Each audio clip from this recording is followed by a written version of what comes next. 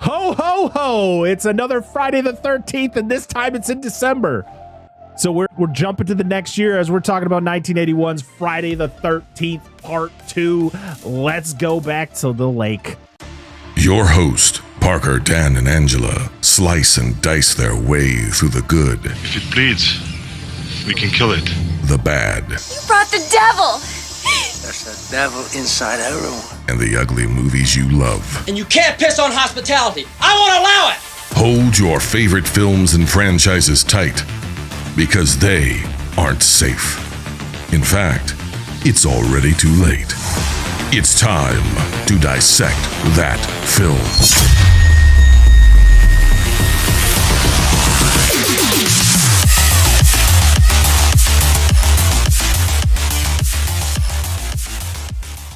What's going on, everybody? Welcome back to Dissect That Film, a podcast that dissects the good, the bad, and the ugly of cinema. I am your host, Brett Parker. Joining me, as always, my wonderful co-hosts, Dan and Angela of DNA Gaming. Hello. And joining us for the very first time is a wonderful human being and one of the hardest working podcasters on the planet.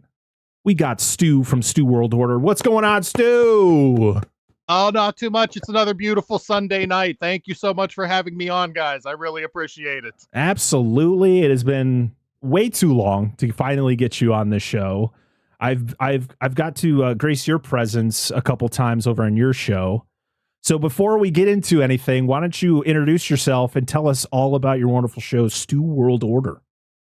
Sure. So the Stew World Order is my podcast where we review randomly drawn comic book movies with our guests. It's all movies based on some kind of comic book and or graphic novel up to and including manga from Japan. So we have a lot of fun doing that. We give every movie review our ups and downs and then our overall rating out of 10.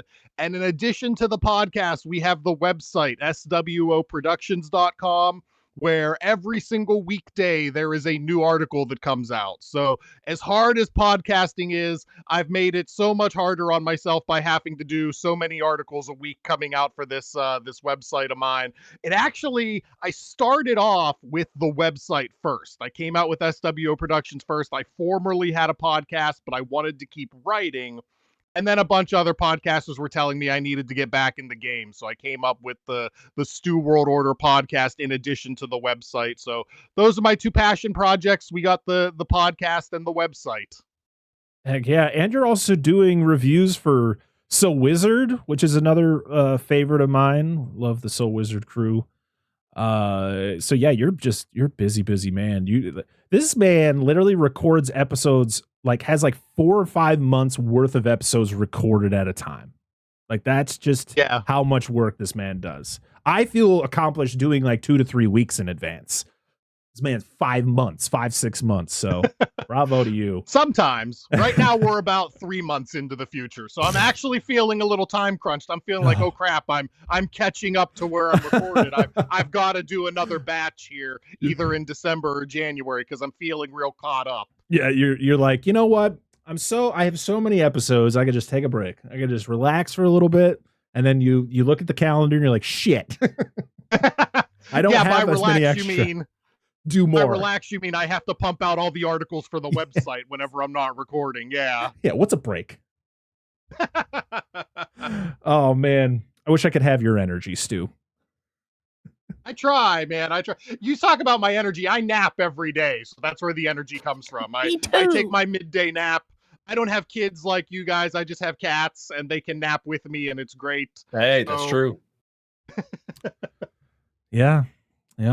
I don't know. I don't remember the last time I took a nap. It's been a long time. Today, we are talking about the first ever sequel in the Friday the 13th franchise, Friday the 13th Part 2 from 1981, directed by Steve Miner, who we've talked about one other time on this show, Lake Placid from 1999. We also talked about him a little bit in our Halloween franchise retrospective because he did direct H2O. He will come back next year for the next Friday the 13th movie, and he pretty much gets involved with the franchise for quite a bit. But he would also direct House, which in our Night of the Creeps episode, I misspoke and said that Fred Decker directed that. Fred Dekker wrote House. Steve Miner directed it. So I'm correcting it in this episode, since I sometimes just forget to do that in those episodes. The surprising thing, no one yelled at us in the comments saying that's not true. Either no one listens to the show and doesn't give a shit, or people just listen and don't give a shit. I mean, whatever is your forte. Both. It's both. You just pulled one over all of us. We weren't on top of it. Yeah. They're like, you just see a comment the next week, like, I got you, bitch. No! Spoken into existence. He was involved in the original, but he was more of an assistant to Sean S. Cunningham. And Sean S. Cunningham was the one and Victor Miller were the ones that actually recommended Steve Miner to be the director of this movie, because nobody was interested in doing this, because no one wanted a sequel. Everybody who was involved in the first one was like, why? What was the point? Like the point of the first one is that this woman's son dies because of the camp counselors. That's why she goes on this murder spree. And now you're telling me that her son was just living in the woods for 30 years and he didn't bother finding her and telling her he's alive so that she doesn't go off murdering people? It doesn't make any sense, but here we are. And we got 13 movies out of it. So almost. How many movies we got? 12? 12 total. If you include the remake, it's 12. Okay. Yep. So yeah, Betsy Palmer came back for this one, but only for like a little bit part. And she was only there for, I think, a few days. And she literally recorded all of her stuff for this movie in California. She was on a black screen. She literally had never seen the movie. She was kind of one of the people who didn't agree with this even existing, because that was the thing. Everyone questioned why Jason's still around. That was why Savini didn't come back for this movie. It was bad. And I guess the behind the scenes of this movie are pretty wild. Like the way they were able to get certain shots, the fact that there were a couple minors on this, not the director, but underage people on this movie. One, to the point, got completely nude, and there was actually a scene of her nude, and they had to edit it out because she was only 17 at the time. Good call, guys. At least you cut it out. Yes. Yeah. Yes. I guess that scene still exists in the ether, and I guess it was sent to Scream Factory when they were doing the special edition box set, and they were like, no, we're not doing that. Nope. Good calls. Good calls. Yeah. Which, there was two actresses on this movie that were 17 during filming. It was the actress who played Sandra, who was Marta Kober, and then Lauren Marie Taylor, who played Vicky. Oh, see, I knew Sandra was. I didn't know Vicky was. So that's actually new information for me. Yeah. Okay. Awesome.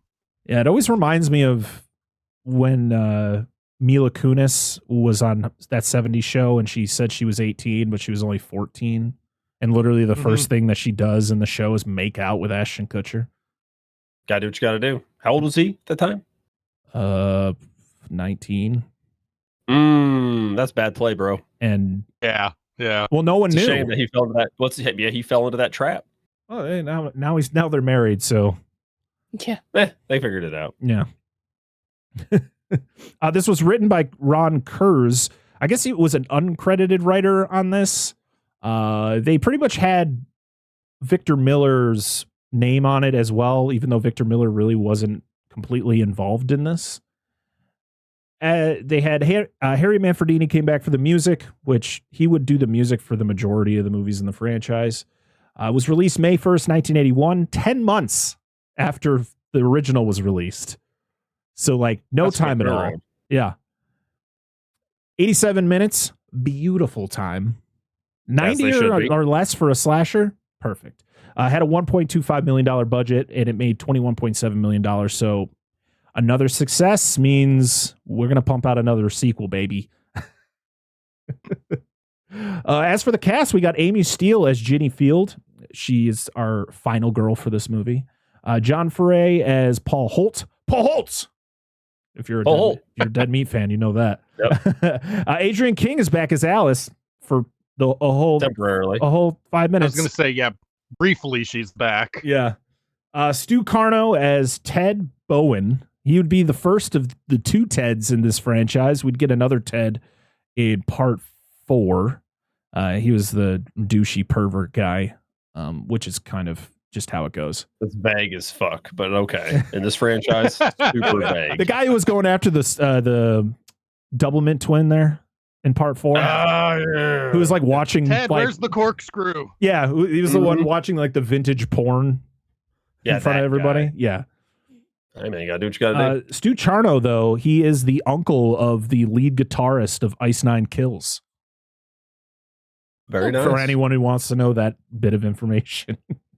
We have Steve Dash, or Steve Daskowitz, is Jason Voorhees for the majority of this movie, yet he is uncredited. The credited Jason Voorhees is Warrington Gillette, who only played Jason in one scene and quit. After, which was that through the window? That's the unmasked Jason. Yes. That's lame as fuck, dude. Crazy stories that we'll talk about at the end when we get to that crazy ending about all the craziness that happened with all of the Jasons in this movie. As we stated before, the production for this was just wild. I mentioned Marta Cobra as Sandra, Bill Randolph as Jeff. I didn't know these two's names until about halfway through the movie when their names were mentioned. That's usually how it goes for me when I'm watching a movie. I'm like, in my notes, it's just girl and guy. And then I'm like, oh, okay, Jeff and Sandra. Jeff is our attempt to have another character like Kevin Bacon. Yes. That's exactly what it is. Tom stylish hat. Yes. Oh, I have a note on what this guy looks like when we get to it. Oh my goodness. Tom McBride as Mark Jarvis. I didn't realize that guy's last name was Jarvis. Interesting. I don't think they ever mentioned his last name. I think it's just Mark. I don't think they mentioned any of these people's last name. No. Except for Paul Holt. Paul Holt. Lauren Marie Taylor as Vicky Perry, or I'm just going to say Vicky. Kristen Baker as Terry. Low cut shirt Terry. Russell Todd as Scott. Betsy Palmer back as Pamela Voorhees. Cliff Cudney as Max. I think that was the tow truck driver. And Jack Marks as Deputy Winslow. And all I can think of is Family Matters when I think of a cop named Winslow. Deputy Winslow. Yeah. That's not what I think of when I think of him, but that's good. Oh, what do you think of, Dan? His death. Oh, the Nutcracker. Yes. Look at those teeth. We'll get there. So the look of Jason in this movie, of course, he doesn't have his hockey mask yet. This is the first time Jason would be, the killer in the movie. And so he was modeled after the killer in The Town That Dreaded Sundown, which came out in 1976, which literally almost to a T, except for like the design of the shirt is slightly different. And there's only one eye hole in Jason's mask where the other guy has two. The Town That Dreaded Sundown, in my opinion, boring as fuck. That movie is boring. Okay. The remake's actually pretty fun. It's not really a remake. It's kind of a sequel. So check that out. Yeah, it's weird. The remake takes place in a world where The Town That Dreaded Sundown was a movie. Yes. So it's weird whether you consider that a reboot or a sequel or whatever, but it's a weird continuation of the story. Yeah, it's interesting, and it is better than the original. Yes. Yeah. It's one of those things where it's a sequel because you said that the original movie is a movie, but it's based on an actual event. So like the killer, the original killer that it's based on is like it's all tied in together. It's weird, but it's actually really fun. Where I remember watching the original, just like, oh Lord, this is just, and it's not even long. It's just boring. Nothing happens for the majority of the movie. It's a rough one. It's a rough one. So what you're telling me is the remake is like Silent Night, Deadly Night 2. No, where you recap you recap the first movie, but the movie exists within the film. No, they don't recap the original. They talk about it, but it's not a recap. But the movie exists within the movie. Yeah, but it's like the beginning of the movie is them literally at a drive. So every year on a certain date, they show The Town That Dreaded Sundown at a drive-in. And then there's like killings start happening again that are similar to the kills in the movie, but also the things that actually happened in real life that it's based on. You following me? So it's a lot there. That sounds needlessly complicated. There's like three layers of reality to The Town That Dreaded Sundown, and it's hard to. There's the real life actual serial killer it's all based on, the original movie, and then like some level of reality in between real world and the fictional world. It's weird. It's weird. Yeah, like I said, it sounds needlessly complicated. It's good though. I thoroughly enjoyed it. Maybe we'll do an episode where we cover both of them and talk about their differences. But yeah, that was where they got the influence for Jason's look in this, because it was one of those things where they just like, oh, we're having Jason in this. What do we do? Let's just look at other slashers from the past and kind of just get influence from that. And they pretty much just drew everything from that one character, other than the fact of what Jason looks like underneath. So as I said before, Tom Savini didn't come back for this movie because he did not agree with the fact that Jason was alive somehow. So they originally had Stan Winston to come in, which would have been crazy. He actually has one effect in the movie. Everything else was done by, I think it was, what the heck is his name? Something Fullerton. Carl Fullerton, who would go on to do a bunch of effects work down the line. I think what the heck did he do? Thank you so much, Wikipedia, for not letting me click on people's names so I can actually see things.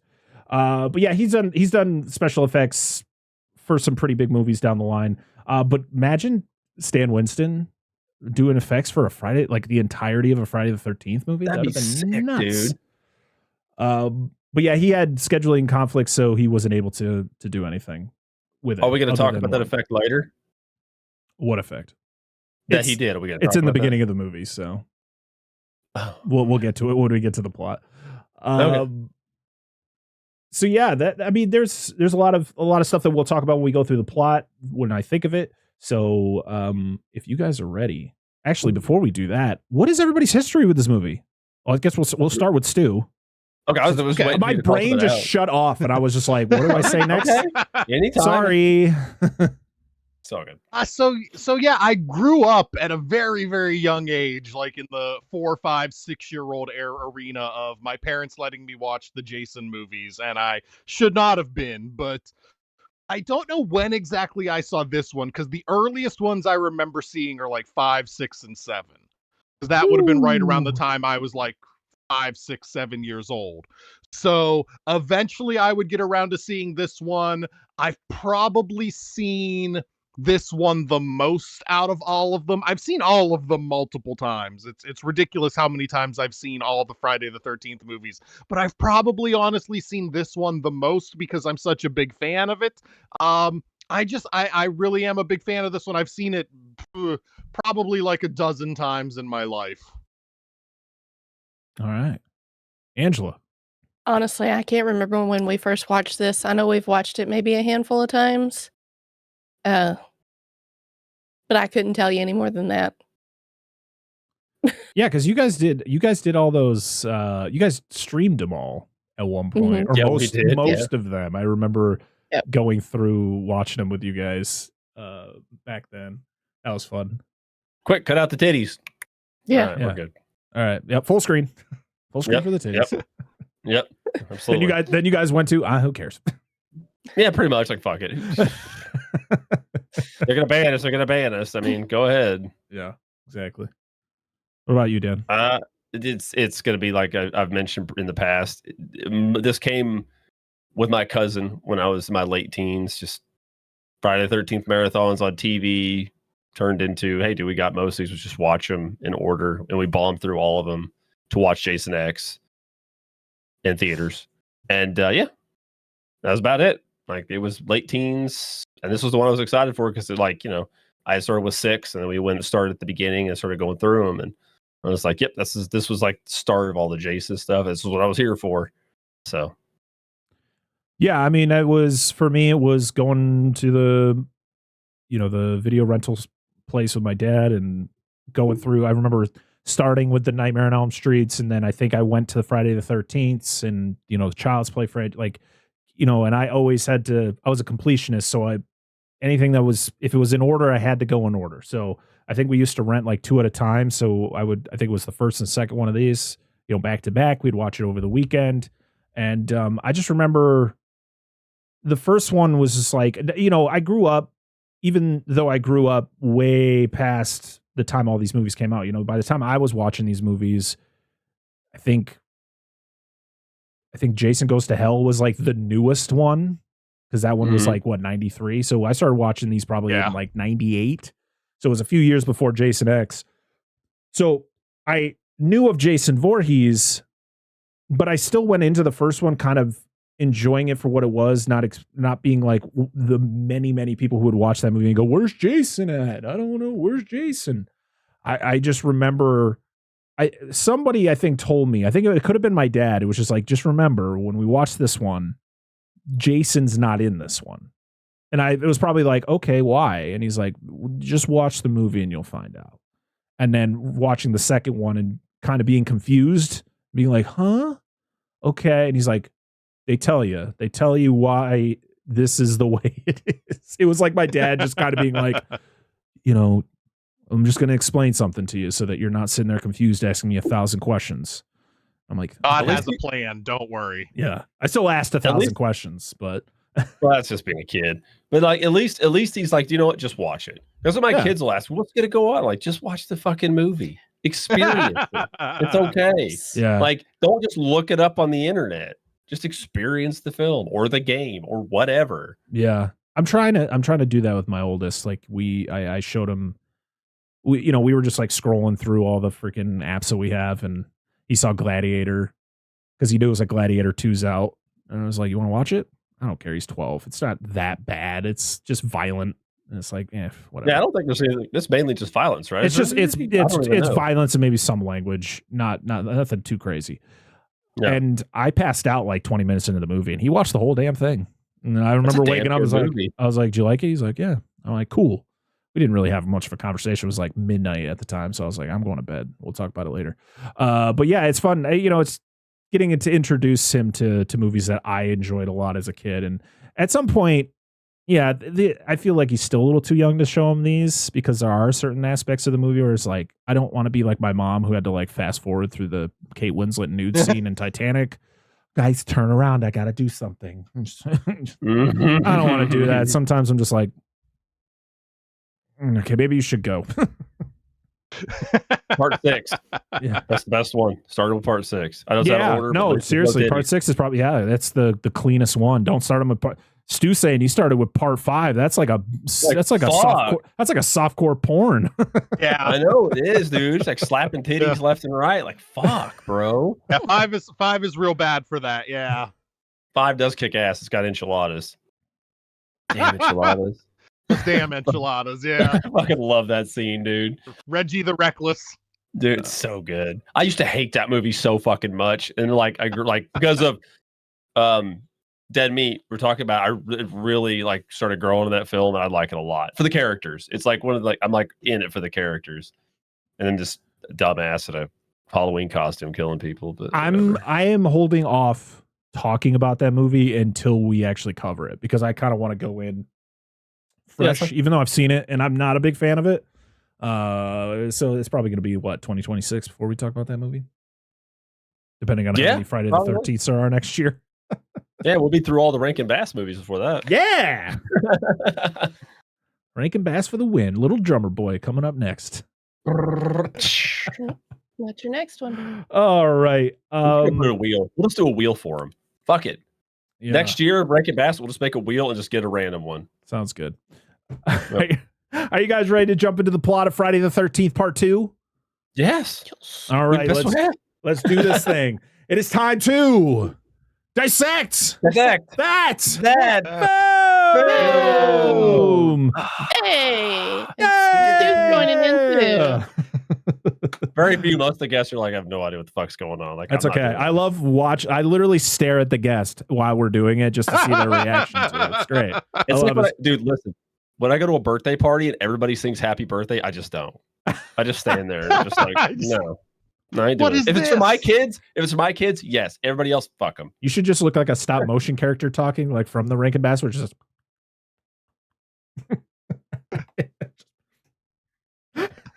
Just start mouthing, pull 1 foot in front of the other. If you sit on my lap today, God, sorry, it's never gonna it's gonna die. be the dude. entire month of. That's gonna get quoted the entire month. The 100%. the movie starts with Itsy Bitsy Spider. Did not realize that. I was like, what is that? Okay, and it's just a kid. Just like, listen, I was a kid. We've all been kids, you know. We liked puddles, but I wasn't running through these puddles, dragging my feet when I got sneakers on. Like, hell no. Get some rain boots. Like, and then the mom's just like, Timmy, it's time to go in. He's like, oh, Mom. Thank God, because Jason was there right as he goes. Jason was 2 feet away. Yeah. And This kid somehow didn't see him. nope. Bag and all. So Jason shows up, well, his legs. The only time Jason is ever played by a woman is in this scene because this is a woman's legs. So yeah, we're at the end of the street. He walks up to an apartment building, looks into a window, and whose apartment would it be? But Alice's from part 1. And she's having a nightmare. And this is where we get our flashback, our retelling of the first movie, but it's not the whole movie. Okay. That's not 40 minutes. That's not Silent Night, Deadly Night 2. No, Yeah, absolutely. no, that's next week, guys. We get to talk about that next week. But yeah, we get a retelling of half of the first movie where it's mostly just her fighting Mrs. Voorhees, her running into Mrs. Voorhees, and then the whole battle at the end. I was sad though we didn't get the man hands after she gets decapitated. I think they were like, we realized it. We just didn't, we're just gonna cut it there. They also like cut around some of the nudity in the beginning too when they do the recap. I'm like, but you show boobs later on. You're just gonna cut around that? Okay, whatever. So when Adrienne King was brought on to do this movie, she didn't get a script. Like they were just like, you're just gonna improvise everything. Like everything you do, just improvise it. So yeah, she literally, the phone call that she takes with her mom, it's all improvised.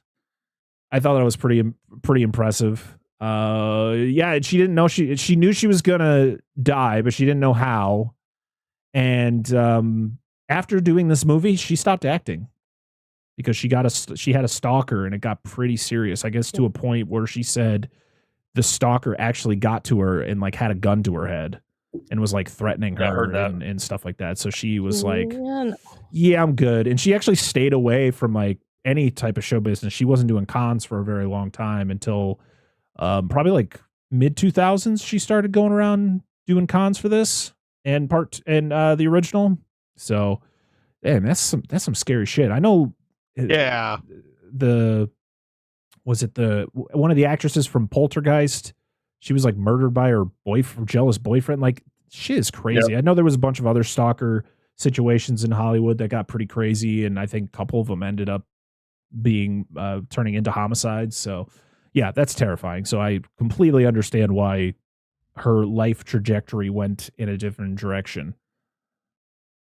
So yeah, she's having a nightmare. She wakes up, she takes a shot. It's just kind of her going through her life, and she's on the phone with her mom talking about how she needs to figure her life out and, be able to move on from the events of the first one.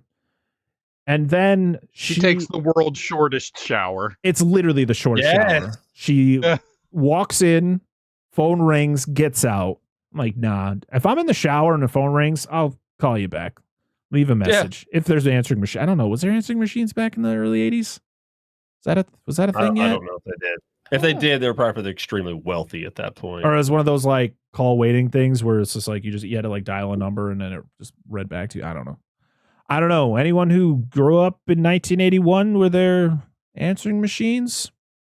I was 0 years old. I do not recall if there were answering machines. And if there were, like you said, it probably wasn't us that had them. Yeah, exactly. So yeah, she goes to the fridge she's going to make some tea. She opens up the fridge and whose head's in there but Mrs. V. And this is the one effect done by Stan Winston. Was the head in the fridge. Head? Yep. Okay. And yeah, she gets a pick. She gets a ice pick to the temple, which she does pick up to defend herself earlier in the scene. Yep. So it's pretty ironic that would be her downfall. She got hurt during the scene because actually the ice pick was supposed to be retractable. So when it pressed up against her, it was supposed to go into the handle. And I guess it didn't do it right. And it pretty much stabbed her. So yeah, one of many injuries on this movie. I do like that Jason does take the tea kettle off of the stovetop. Jason hates loud noises. Yeah, no fire. Yeah, he's like whistling. All right, and then he's got at least I got to grab his head. Ow, my freaking ears. Yeah. Also, this man's just carrying his mom's head around like in a bag. Come on, Mom, we're going to town. Also, how somebody to talk to. Also, how did he get her address? How did he know where she lived? Just shows up. He's a mountain bro. How did he make a haunting phone call seconds before he showed up in her house? They didn't have cell phones. Right. Where did he go to make that call? The infamous. He went to the corner payphone. The call's coming from within the house. Oh God! How many movies in the 80s did that, or the 70s? Lord! Oh my God! How did they get in here?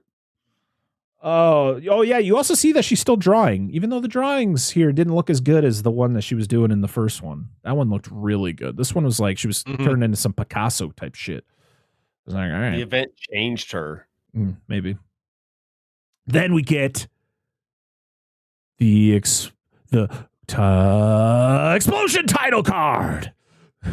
You think it's why? It's the same one, except for they blow it up instead of it smashing through glass. But why? Nothing else explodes in the movie. Everything explodes. I know there is no explosion in this one. The funniest thing is an explosion somewhere. The funniest thing is when it's like you're expecting cool credits and it's just like, nope, it's still boring. Just a bunch of names on a black screen.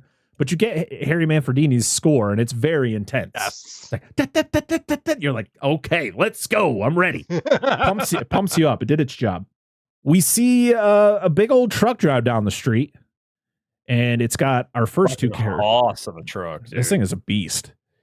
Listen, I don't know what year this truck is. It is a 1978. Fuck. This is why you got to write certain things down. But it wasn't important to me, so I didn't care. It's a Chevrolet. Yep. I think it was a 78 from what I read. Yep. So the reason I didn't know is they literally ran that exact same body from 1973 till 1987. Wow. Yeah. There's like, why change it when it just looks perfect? Like for the most, I mean, they did some minor revisions, but like the body for the most part, they're just called Chevy square bodies. But anyway, cool thing. It's a K series. It's 4-wheel drive. So it's sweet. So yeah, big old truck drive. Like, it's all the bitches. Yeah. All the bitches. It has our first two characters of the movie. We have Jeff and Sandra. Hello. And they have to go make a phone call at the phone at a phone booth for all you little kids out there.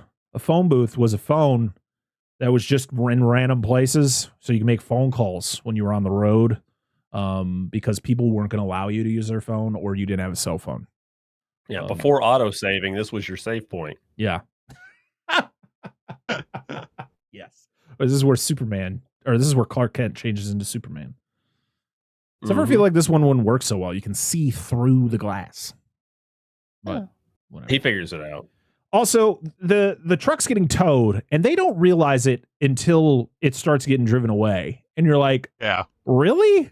You just don't know. Deal. For one, the girl is staring, like she's looking in that direction a couple times, and there's just no, like, there's nothing out of the ordinary is happening here. The funniest thing is, every time this girl runs, my wife's like, oh, okay. She's clearly not wearing a bra. Oh, absolutely not. That was her comment every time. Oh, Lord. Feminist movement. It's fine. That's fine. Hey, whatever. Yeah. Let them free. The only problem was this girl's underage. You still had clothes on. We're good. Yeah. Listen. So we did no wrong here. Y'all may like women running around with no bras on. It's painful. It's very painful. I could only imagine.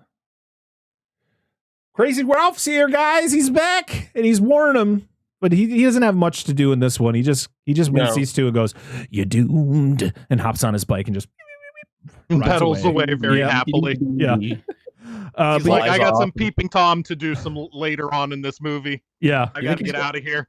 I think he's got something to do with the Wicked Witch of the West. Just like flies off and monkeys.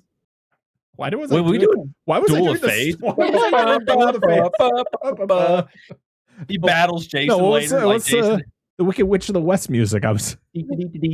Oh, right. Something Yeah. like that. Yeah. And then like they battle Jason. Jason's got his machete and he's just like has his bike. He's like, oh, that's that Crazy Ralph turned into Freddy Krueger, and then Freddy Krueger does the Wicked Witch of the West bit in Freddy's Dead. He does. Right. Yes. True facts. There's our connection. Yep.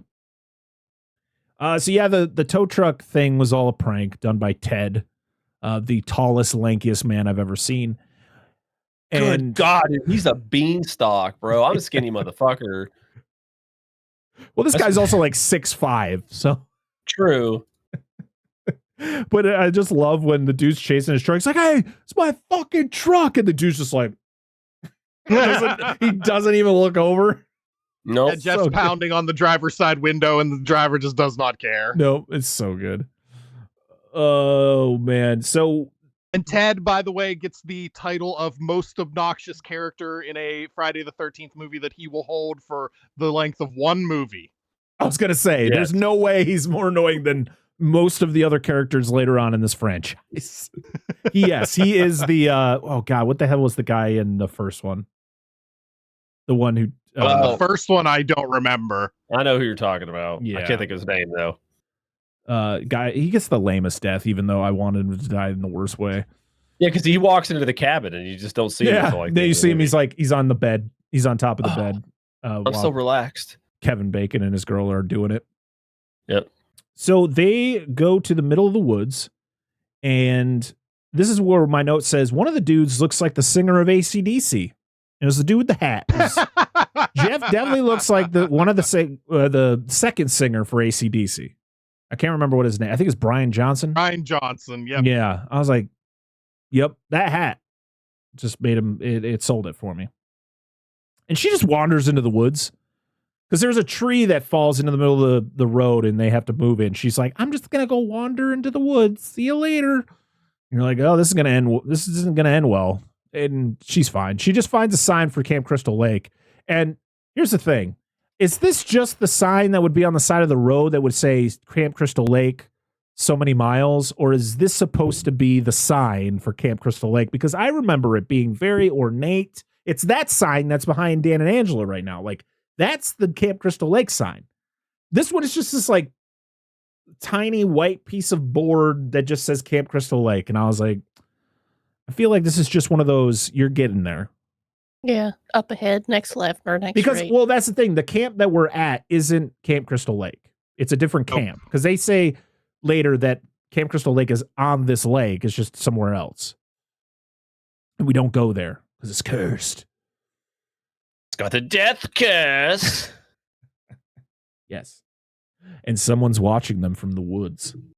Like Denny's. I just want somebody else's point of view, and he's just clearly not hiding. He's just like standing there, just watching. Excuse me. He's just standing there, menacingly. Oh, so they go to the camp, and what the fuck did I just write? This is why you should use your phone to write notes, people. Does that say cucumber? No. Oh, I put wheelchair guy. Wheelchair guy. Mark. We find his name is Mark.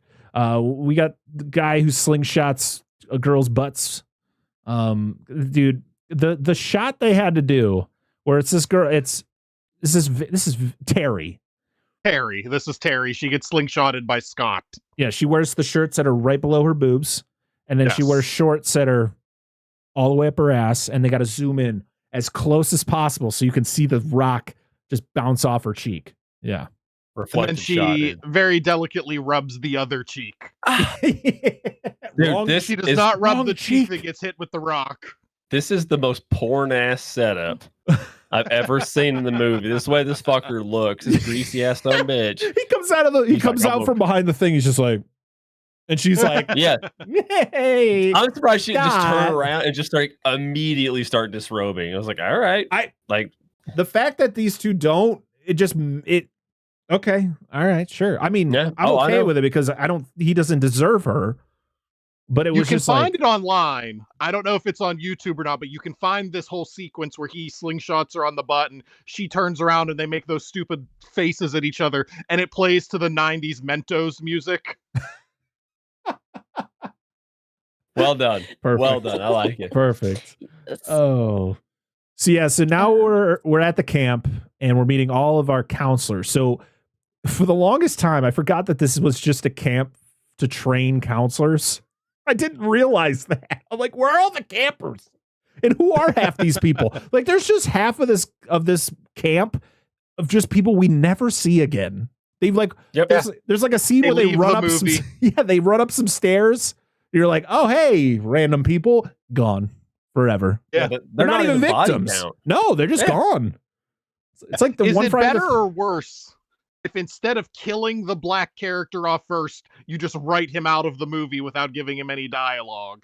Yeah. Because he just leaves. Yeah. The black guy just leaves. He doesn't die. He survives, but he doesn't get any dialogue. Is that better or worse than being the one that dies first? Oh, he should have had a scene where he's like, I don't like this. There's too many white people here, and just left. You guys, I'm going home. No, seriously, you should have been like, all right, this doesn't feel safe. People are disappearing. I'm out. And then I was like, okay, there's an explanation to why he's not here anymore. Listen, one of the characters in this movie he's like a prominent character. Like Ted doesn't die in this movie. He literally goes somewhere, stays there, and you never see him again. He's busy drinking, dude. Yeah, he's busy drinking, trying to get some ass. Asking people if they're after hours places. Yeah. Oh, man. So, yeah, we have Terry, Vicky, Mark, and Scott. And then we have Jenny, who shows up late. She's our final girl. She's driving a shitbox VW Bug. We have Paul Holt. He's the lead. And then Ted's here too. He must be like the co-lead. He kind of seems like it. He's got the clipboard. Yeah, he does. He's yeah. And he's Ted. He's Paul's lackey. Also, I just want to mention, I wrote this down. During the briefing, they're talking about like all the things to do at the camp. Like you're in the middle of the woods, and things to prevent animals from coming around. And he literally just goes, ladies, just make sure you're keeping clean during your menstrual cycle. And I went, all right. I mean, he's not wrong. It's important, right? He's not wrong. I mean, I like hope that he says contrary to what you may have heard, bears are dangerous. Who's out there saying bears aren't dangerous? Hold on. Hold on. We live in a tourist destination that there are frequently bears, and dumb fucks try to come up to them and try to feed them all the time. Wild fucking bears. Or take their picture. Or take their pictures with them. People are stupid. So Paul Holt does this shit proper. He did his job. Like, yeah, he's on it. Yeah, he goes up and helps Ginny. He goes in. You find out they're in a relationship, and tells her she's got to park her car, and then they move on. And there's one car there, and he's like, "This place looks like a Burger King," which is a weird analogy to begin with, but there's one car. Also, later on, he mentions when they go out that there's only two cars, and yet during the whole final scene, there's another car that's not part of those two cars. So, where'd this car come from? I assume it's because the only car that should be there is the Bug, and yet there's a scene where she fights in another car. Yeah, it's the what's her name? That's wants to get with Mark. Vicky. Yeah, it's her car. It's that little Datsun or Nissan. So we are then at a campfire, and we're getting the Paul is telling the story of Jason, and pretty much like trying to scare them all about how he may still be around. That's the legend. The girl who survived the prior attack disappeared, and they never found her body. So the beginning of this movie takes place 2 months after the first one, and then the rest of the movie takes place 5 years after the first one. So the original took place in 1979. This one takes place in 1984, just so we can keep our timeline straight, because I'm going to forget about it. Yes. So the timelines for this franchise get nuts. Yeah. So have fun with Yes. that as you move through the franchise. I've tried to keep track of the timelines for this franchise, and it's insane. It's sometimes you're just like, I don't care anymore. I don't know.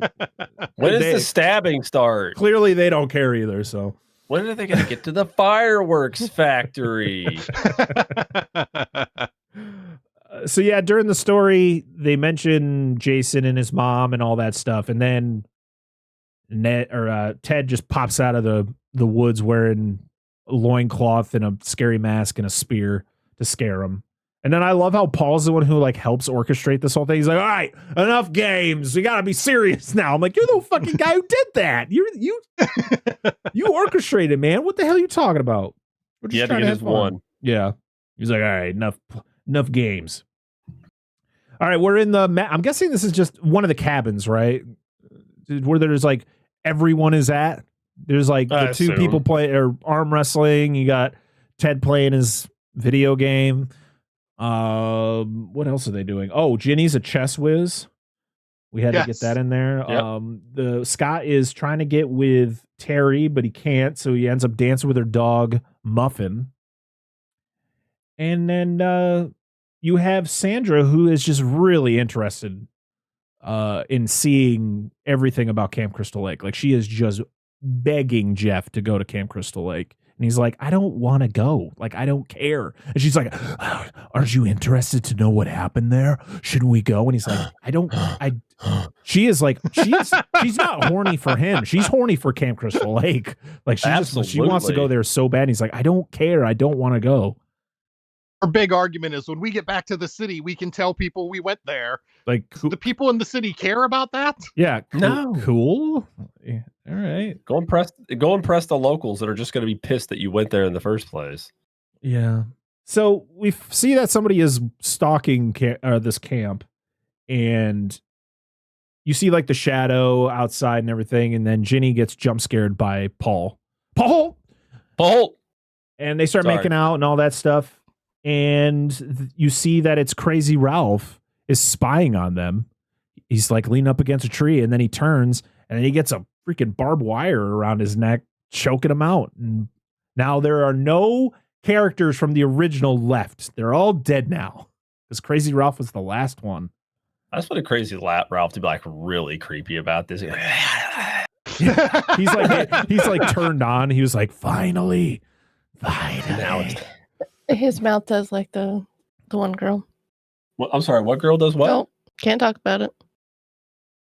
You talk about the girl. How can you not talk? Talk about the girl from Kingpin? No, I keep.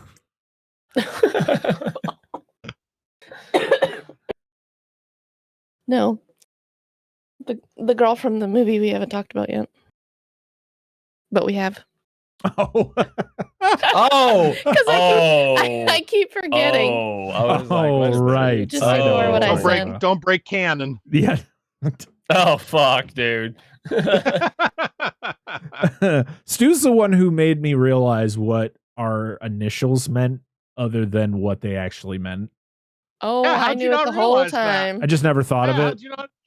Just never thought of it.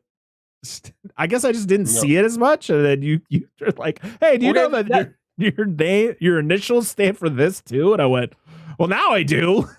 What We're is down it? to fuck all Please, them this movies. is surprisingly gone over my head. You have to elaborate. DTF. So dissect that film. Down to DTF. Down to Yeah. fuck. Okay. Yeah, okay, that's fair. Yeah. All right. I've never used that term. No, Well, I you've haven't been either. married But longer than now that's that. all I can I think usually- about. Thanks to Stu. I usually refer to it as like a proper wienering, but that's just me. I'm a little old fashioned, so Is that how you approach it? yeah. Normally, My lady, I need a proper wienering. And you're like, I don't know if that's a turn on. I guess that Angela would be the only one who could answer that question. normally it's I like just whip it out, and she's like, "There's people here. Come on, just put that shit away. Nobody wants to see it." Put your pants back on. We're at a family event. Little kid. There's kids here too. Oh no, Dan, dude. it's disgusting. What were we doing? We were working the other day. Oh, this is going. We're gonna keep going with this. Yes, okay. Yeah, we were working the other day, and I was talking to one of my coworkers, and I said something to him, and he's like, "Yeah, man, that'd be really awkward." And I just sat there for a second. I was like, "Yeah, it's like getting a boner at a family reunion," and I just walked off. Okay, moving on. Oh man. So they go for a nature walk. I love how we get a scene of Muffin also wandering through the woods, and she wanders up to the legs that are you would assume are Jason's, and it just zooms in on Muffin and then cuts to hot dogs on a grill. That's fucking awesome. Perfect transition there, guys. Give me some of them glizzies, baby. And Terry's the one with the dog, right? Yeah, Terry's trying to find Muffin. She gets to, they're like, dinner's ready. She's like, all right, fuck Muffin. I'm going to go eat. The dog will be back. So the couple, Sandra and Jeff, they're like, she's still like clamoring about going to Camp Crystal Lake. She's like, come on, Jeff. And he's like, oh, I don't want to. And then she kind of like coaxes him to go. So they go and they find a mangled dog. It's 100% Muffin. There's no way around it. It's like there are just random Shih Tzus wandering through the woods that aren't Muffin. It's normal, dude. There's an outbreak of Shih Tzu disappearing. That's where the Shih Tzu originated, was in the camping areas of New Jersey. Guys, Look at that. It's a wild Shih Tzu. Be quiet as we go up and look at the Shih Tzu. They're vicious. They might be small, but they're vicious. Can't think of Shih Tzu and not think of Dumb and Dumber, dude. Cannot, dude. I'm sorry. So they get caught by the Deputy Winslow. Didn't know that was this guy's name. So he brings them back to the camp, and he's pissed because Paul Holt, he isn't gonna punish him. He's like, yeah, you guys can go. And he's like, well, you're not gonna do anything about this? He's like, yeah, make sure they don't get doubles on dessert tonight. And she's like, I love Ginny, just like, okay, whatever. And he's just so mad about this. He's like, I like what you're doing here, but also, what happened before. And he's just like, I'm just trying to run a camp here, dude. Like, relax. Yeah, no offense. The officer has no right to come in here and tell him how to run the fucking business. And for two, he doesn't have to discipline them in front of the officer. He can be like, all right, you already said, I'll talk to them later. Yeah. But I think it's just the way he looked the whole time, because he just looked like he didn't give a shit. So the cop was getting pissed. He didn't give a shit. Yeah, no. he was sitting there like this, like, all right, you can get the fuck out of here. And also then Jeff and Sandra, they're walking down to the lake, and they're like, hey, should we tell Terry? And it's like, nah, don't tell Terry. Now, if you two or any of you found your friend's dead dog in the woods, would you tell them? If it was in the script, no. Well, yes, you're not wrong there. That's an inarguable point. You can't go against that. I will say this whole thing with, hey, we don't want to upset the balance by going inside of like the no-fly zone, essentially, was handled so much better in the remake. Okay, just what with the are one you talking about? Well, that they said they don't want the people there. The sheriff's like is very serious about it. It's like, we don't want the people there because the locals obviously know there's something going on. Oh, well, yeah, he's like, it's been quiet for 5 years, and you come back here, and we just don't want things to get stirred up again. Yeah. Okay. Exactly. And like you just kind of get the guy there, and then like the counselor's yeah. But then like you get the scene in the remake where somebody talks to that woman. I think it's the one guy goes. It's the guy looking for his sister. Yeah. Yeah, goes and talks to him. And then there's a whole explanation about shit going on. I don't know. I just felt it was handled slightly better in the remake, but whatever. No, just seems like a throwaway line in this movie. I agree. So yeah, the cop's leaving, and he's driving down the dirt road. Fun fact: actor Jack Marks did not drive. The only time he ever drove was in this movie. Shit. This whole scene made me literally laugh out loud because of how ridiculous it was. He sees a man run across the road. I'm sorry. I don't care if I'm law enforcement or not. I'm not chasing this man by myself. I'm going to keep driving, or I'm going to call someone else to come down here and be like, hey, I saw somebody in this vicinity. Maybe we should check it out. I'm not just, this dude is full on sprinting through the woods. At one Sam point, Squatch. at some point, he stops to fix his hair and then keeps running. He's just wondering when the furious. scene's going to be over because he is out of breath and can't run anymore. He's 2 days from retirement, dude. That's the thing. Jason's not really running. He's like jogging through the woods. He just knows where all the spots are. It's not This cop quite is his. furious that people are going to Camp Crystal Lake. He's just like, he's gonna handle it. He's gonna handle it all by himself. Yep. Yeah, dude. He's like, he's just driving, and it's like random bushman across the road. I was like, holy fuck. What if dude. that was Bigfoot, man? Just like That's what I'm saying. Like, no thanks. He's I mean, just he does end up dying, so I guess it doesn't end well either way. But well, these days Bigfoots tend to camouflage themselves by wearing, button-up t-shirts and overalls. So I mean, and bags on their head. yes, Bags on their heads, you can't forget. Yeah. No, gotta have that. So yeah, he runs until he finds a rundown shack, and he's like, "Well, let's investigate this." And he opens up a door, and he notices something in there. You don't see it, but he's like, Mother of God. Literally what I thought. Sorry. God, I just rewatched that movie. God, I love it so much. Oh, he gets a hammer to the back of the head, just like. Yes, the Nutcracker the Nutcracker look is great, but this is not the only cop to die in a slasher movie from 1981 to die this way.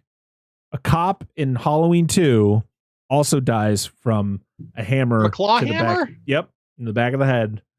What? Okay. What came out first? Well, this came out in 81, but I don't know May when. of 81. Halloween came out. Let's see. Give me a second. Hold, please. No. No, sorry. It was Wikipedia yelling at me. I know this one came out literally a day before Halloween. Yeah, fuck you, Halloween. I'm sorry. I like the first 2 Halloween movies, and then like a spattering of them, and 3, but yeah.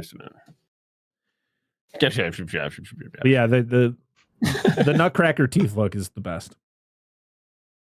So yeah, they get all the kids are like, okay, you get one night, you're gonna go out and have a good time, and then we're getting down to business, and we're doing this counselor training thing. So you have a bunch of nobody, like people that we literally have seen one time, like, yeah, we're all gonna leave, bye, and then like half of our normal cast goes out, and then half of them stay back. Like Mark's not gonna go because it's no fun when there's a drunk kid in a wheelchair. And I was like, that's kind of fucked up. But he's also very serious about his training, so he's going to stay there. And so Vicky, she's like, I got to get in this dude's pants. I'm going to stay here too. Because that's literally all this girl wants to do. She is like infatuated with this guy. She's trying every which way to sleep with this man. Yes. Kudos to people not like none of the ladies being off put by him being in a wheelchair. No, she's like super horny for this guy. Yeah. Like, dude, like that just. Go ahead. No, you go. I was going to say, and he's presented as like a fully actualized human being. Like, yeah. Compare Mark in this movie to fucking Franklin from Texas Chainsaw Massacre, who's just the most obnoxious asshole that's ever been put to film. And like, this guy's a real dude. Like, he's a real human being. He's got a really strong arm, and he's in training, but he doesn't know for what. And he's good at playing video game hockey. And Franklin was just like, God, I want him to get Texas Chainsaw Massacred so hard. Yeah, he's only good at raspberries. He belongs at rock bottom. That's where he fucking belongs. Franklin is the one who is just like, wah, I'm in a wheelchair. Where Mark is like, I'm getting out of this fucking wheelchair at some point in my life. Different viewpoints, man. Yeah. Mark's a badass. I mean, dude. listen, I stuck up for Franklin a little bit when we talked about Texas Chainsaw Massacre because it wasn't a slightly shitty situation. But the fact that he just keeps on going just pissed me off. It's just like, okay, shut up, dude. Just stop. You're doing this to yourself. I did feel bad for him when he poured his own piss all over himself when that truck drove by. That's the only time. Yeah, that was garbage. Yeah. That's fair. But yeah, Mark's cool, dude. The actor though was unfortunate. So the actress who played Vicky, she actually had a huge crush on the actor who played Mark, who was Tom McBride. Lauren Marie Taylor had a huge crush on him, and then she found out he was gay, and deflated. He actually died of AIDS in 1995. at 42 years old. So it's very unfortunate. But yeah, so he, you get like a matchup. You get like the two, Jeff and Sandra have to stay back because that's kind of their punishment for going off to Camp Crystal Lake. They have to stay behind. So they're there. And then Mark and Vicky are there. Terry and Scott stay back too. The only reason that Scott stays is because Terry decides to stay. And she's going to look for Muffin, but doesn't. Yeah. Yes. Yep. Mm-hmm. Muffin literally just becomes an afterthought. Dude, she can't stay away from Wiener. It's hot dogs, and now it's this. Like, she just can't not, dude. And it was Ginny, Paul, and Ted, and then a bunch of randos go to the bar. Yeah, they load up in the truck. Yeah, it's like a bar / casino. So this was filmed in Connecticut. And this casino that they go to, I guess, burned down like 2 months after this movie was done. Oof. Yeah. Pretty unfortunate. So I do love, though, when they get to the casino and they're just blocking cars in. Is this like, I've never understood this. Like, is this just so that people don't drive home drunk? Or is this just to make room for other people to park here? Because fuck this. I'm sorry. Am I supposed to like become friends with the person that is blocking me in? So I'd be like, hey, sir, I have to leave. Can you move your vehicle out from in front of me since I was here first? What the fuck? Like, what is this? Dude. The car that, what's her fucking name? Jenny parks her fucking Beetle next to. The Corvette Stingray? It's a Chevette. It's the same fucking Chevette. Looks almost exactly like the Chevette that Ricky shoots up in fucking Silent Night, Deadly Night 2. Okay, so not the car, because there was a Corvette Stingray at the end. There's a white one. Yeah, but when they leave, right where her Beetle is, like to the left of it, is a four-door. It's because the one he does is red. This one's maroon. I was like, what if it's the same one? They just changed the color. It's in the same universe. Connections. Gotta love it. And then, of course, we gotta get our obligatory, whatever the word is, skinny dipping scene or nudie scene. This makes no fucking sense. Literally, the producer you were said, right the first time because in this case it is obligatory. Oh. Yep, you're right. Yep. Knee got him. Slap. Oh man. But yeah, so literally the producer said they needed this in the movie. Literally a producer said, I needed this for myself. And I went, that is something you should have never said ever to anyone.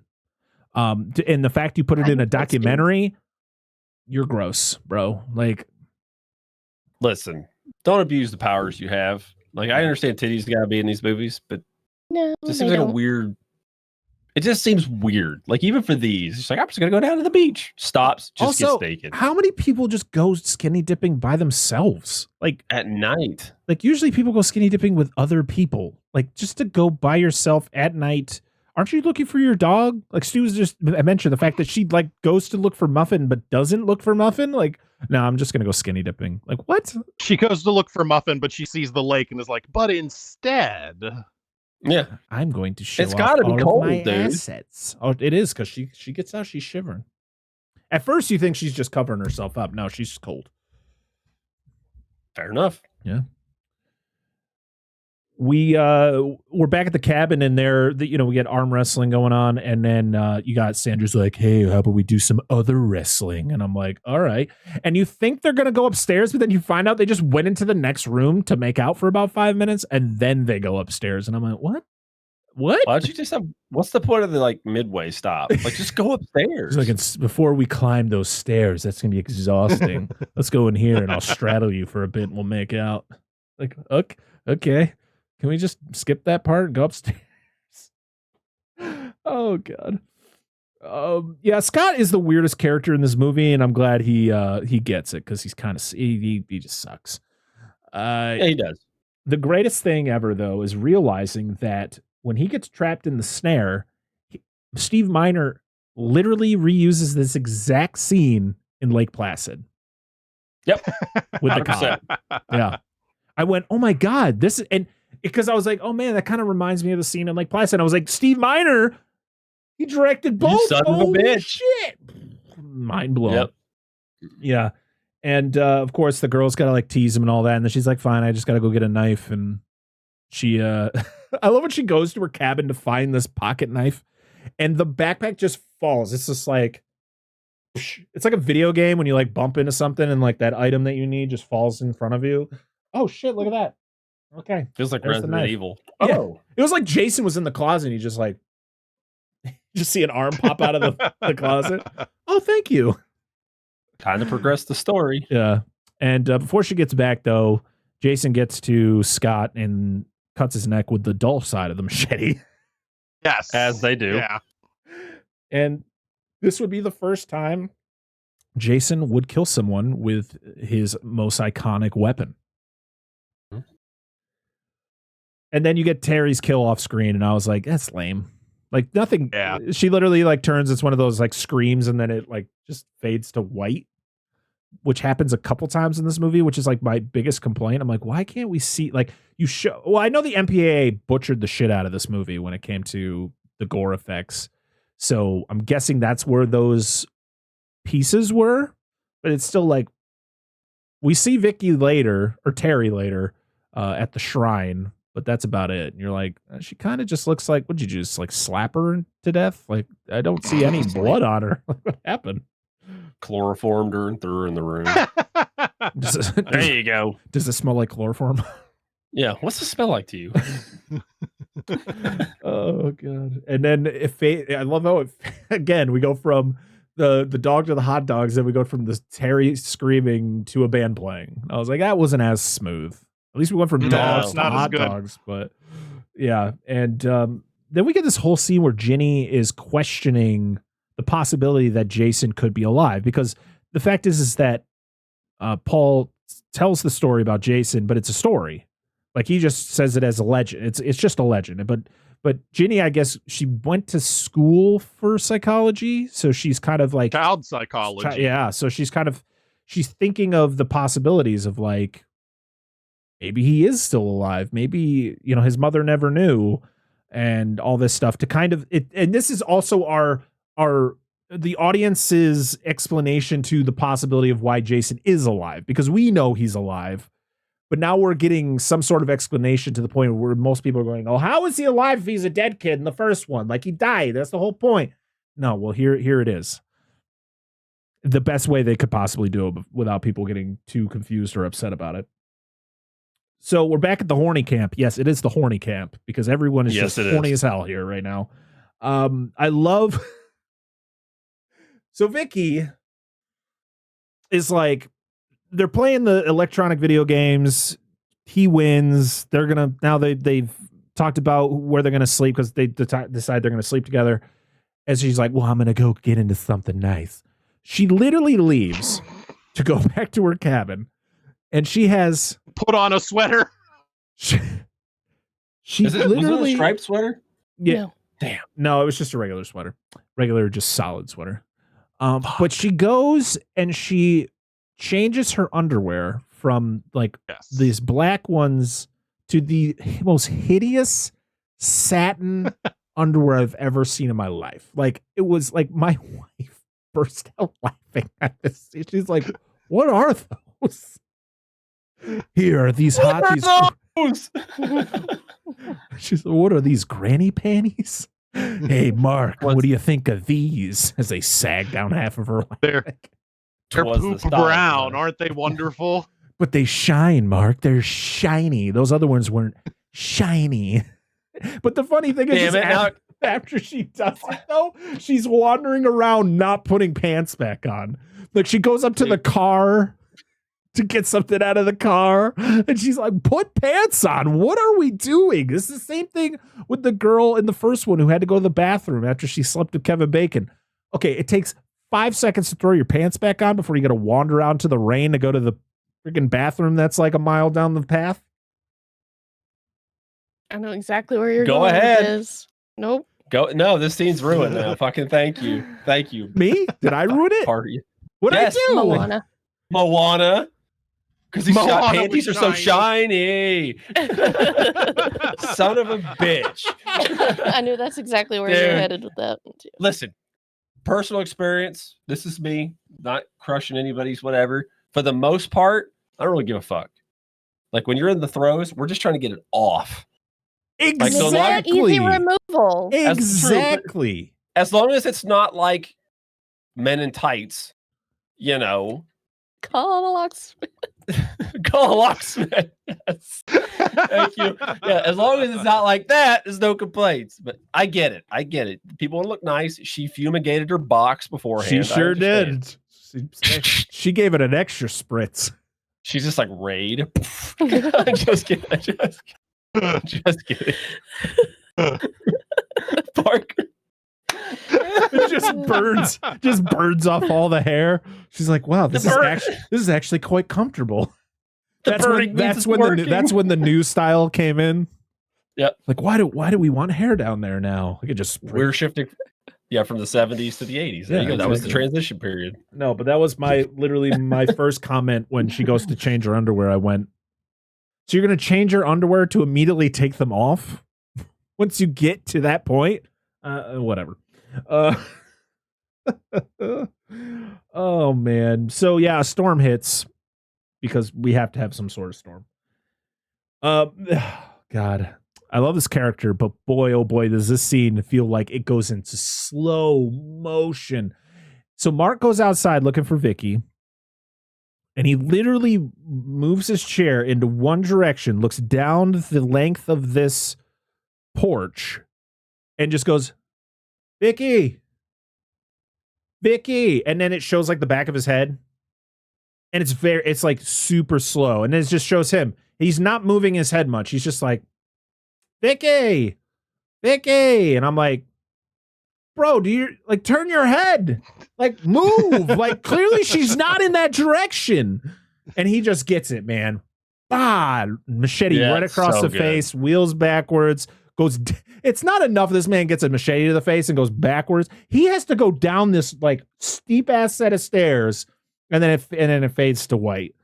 Oh my goodness. I think we talked about how good of a character Mark was for being the guy in the wheelchair, and then he gets the least dignified death that you can imagine. It's just him bouncing down the stairs. It's brutal. It is brutal. He just went for the gummy bear form.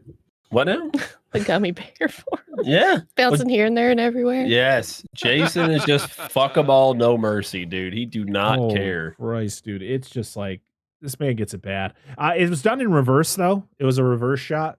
So it actually was a prosthetic machete that was placed over the actor's face, and then they would just remove it at the end. Oh. Yeah. So no offense to Mark here, but so the whole time he's in the wheelchair, this is what I'm thinking. Oh God. Oh jeez. I'm thinking of what time is this recording? So I know when to cut. Okay. All right. Go ahead. Cool, perfect. Go ahead. I'm thinking of Scary Movie 2. I just wanted to break dance scenes with Mark, and I'm also thinking of Crazy Legs from Don't Be a Menace to South Central while drinking your juice in the hood.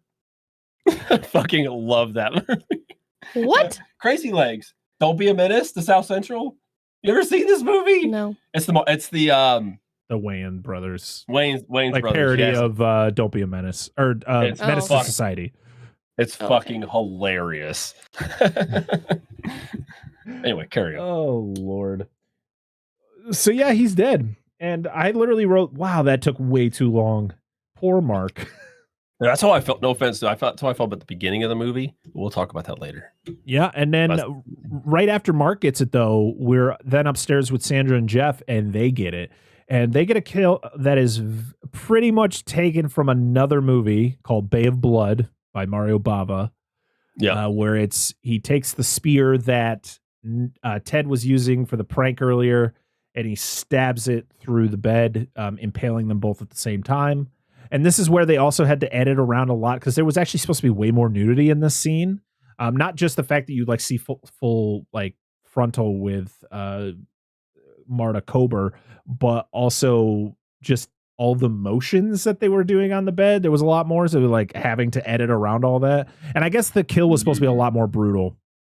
But they, of course, MPAA was like, no, you can't. Nope. Can't have that. We can't have fun. Nope. Yeah, so all the horny people are dead. Unfortunate.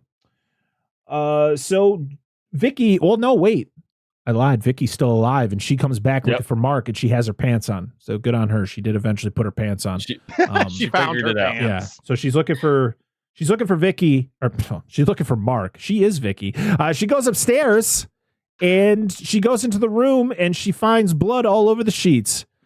And I'm just thinking, Jason, you cleaned up all the bodies. You couldn't clean up the sheets? No, she doesn't find blood all over the sheets. It's Ginny later on who finds blood all over the sheets. Right. She finds one of the bodies in the bed. Well, yeah, Jason's in the bed, but I think there's another body in there too. I think it's either Jeff. Yep. Yes. Oh no, because Jeff's against the wall, so it Jeff's had on to the be wall. Yep. Sandra in the bed. But yeah, she sees the other thing, and it turns out to be Jason. And this is, again, if you think Mark's kill took forever and a half, this kill takes forever and a half, man. Like, it's literally her just like, run out the door. Like, Just run, just leave. She's like, oh no, oh no. And then he just kills her. And you're like, what the hell?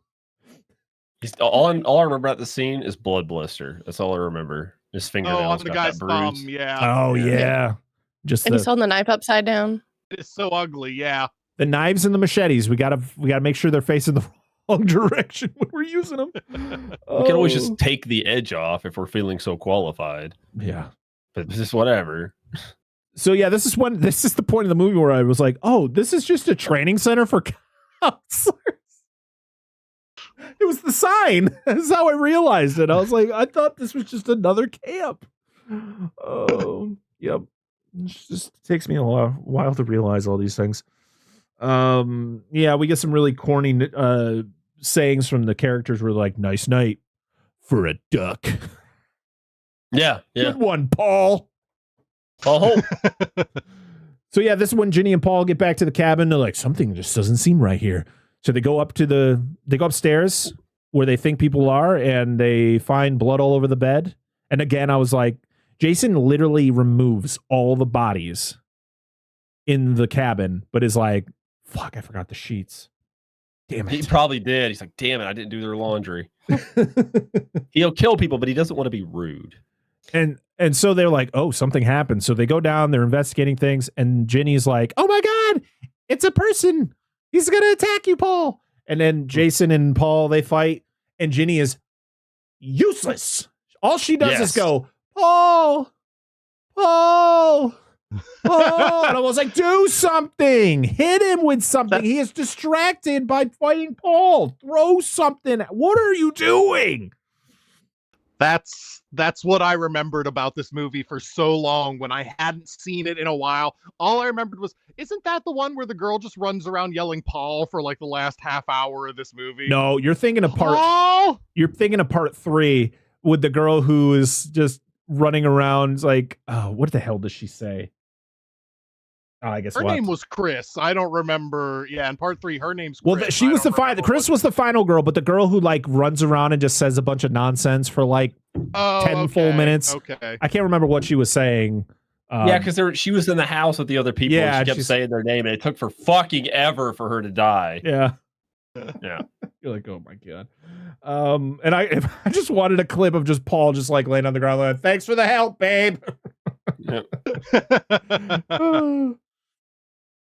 And yeah, we find Ralph in the closet. She opens up the closet, he just falls out, and which is ironic because that's where he pops out of in the first one, but yet he's not dead. I love that too, because she has no idea who the fuck this dude in their closet is. And he just falls out on top of her. And I just wanted a scene where she's like, who the fuck is this dead body? Like, what the hell is happening? We were gone for an hour. And there's another person here? I've never met this man. Oh my goodness. So yeah, she tries to escape. And I think this is her car, right? She hops in, doesn't start because of course it doesn't, because we had to get the whole thing in the beginning where her car doesn't start. It's like on the, on the fritz there. So Jason attacks, and he's got a pitchfork. That's his main weapon in this movie, is him chasing people around with the pitchfork. He like stabs it through the roof, then he like breaks the window. She ends up like getting the upper hand by kicking him. Like he opens the door to attack him, and she just kicks him down a hill. And you got to realize Jason in this movie and in the next couple sequels is just a guy. So but still sometimes you're like, he's teleporting already. Like, what the hell is this? Like, she kicks him down the hill and then she sprints up the mountain, or she hides from him. He like wanders away, and then she sprints up this mountain, and somehow she's sprinting up the mountain and he comes from down the mountain to like jump out at her. And I went, what? He knows all the shortcuts, dude. That's not a shortcut. How is that a shortcut? He has his own path up the mountain. Yep. So the scene where he straight line. Yeah. So the scene that he dives out and misses her and lands weird. I guess the actor, this wasn't either of the two actors I mentioned before. I can't remember the actor's name, but he dives and broke a couple ribs because he landed on the pickaxe that he was carrying. Jesus. Yeah. Literally every single Jason, or every single actor that played Jason in this movie had some sort of injury at one I like point. how he just throws himself at people in this fucking film. He's just like, literally, it's just like swan dive. Yep. Action. Yeah. Oh God. Oh man. So yeah, it's hilarious in this movie when you watch the other franchise or the other movies in this franchise, and you're so used to what Jason will become. Yeah. And then you watch this movie and you're like, he's a fucking clown. Yes, he's is figuring it all out, man. Right in this movie, this is like his Ginny straight up kicks him in the dick. She does. She fucking nails him in the balls, and yet somehow he is able to just get up immediately. And he's like, "I'm continuing the chase. Gotta go." Oh, so yeah, she goes up to. I think this is her cabin. And yes, she's hiding under her bed, and a rat shows up. And does she just piss herself? It seems that way. Okay. All right. Which I don't understand because she's wearing full ass jeans. Yeah, and you don't see. And there's like a puddle of pee that forms. Like, how much did she pee that it went all the way down her leg? Or through the pants? Yeah. Yeah. Also, there's never a stain there. So, all right. Don't know why we needed that. But yeah, she opens up a cabinet and there's the chainsaw. And I'm like, okay. I like when the movie like shows us something and then we get kind of a reward for it instead of just being like, where the fuck did that chainsaw come from? It's not Texas Chainsaw Massacre from 2022 and he breaks down the wall and he's like, remember the chainsaw from 1974? Well, guess what? 40 years later, that shit's still here. And you're like, what? It still runs. Well, I mean, we didn't mention Jason's continual bad luck in this movie. Like, outside of all the random diving, the chair falls apart on him. Like, good God, dude. He stands on it to the point he needs to do something. Then it's like, crash. You're like, no, not again. Then he gets attacked by the chainsaw. And he gets kind of knocked out at that point. And then she hits him with a fucking chair. I mean, I would cower from a chainsaw. Fuck that. I don't want to be fighting nobody with a chainsaw. So it's yeah, Jason. It's the whole concept of it's Jason Voorhees, this undead killing machine. She comes at him with a chainsaw and he fucking cowers from that's it. The thing. I love it. I love it. But that's the thing. I love it so much. But that's the thing. He's not that. He's not the undead killing force yet. He's just a dude. He's just a dude. So yeah, just because my mom told me to. So she's running through the woods. She finds Jason's shack. And somehow he's already there. She literally walks through the door and you can see him running towards the shack. And you're like, golly, this dude's fast. Fucking bumbling in the background. Yeah. Like, shit. So she discovers the Mrs. Voorhees shrine and you actually can see the bodies of Terry, the cop, and there's another like decomposing body. And from what I've read, it's supposed to be Alice. Because I guess eagle-eyed viewers saw that the ice pick is still sticking out of her head.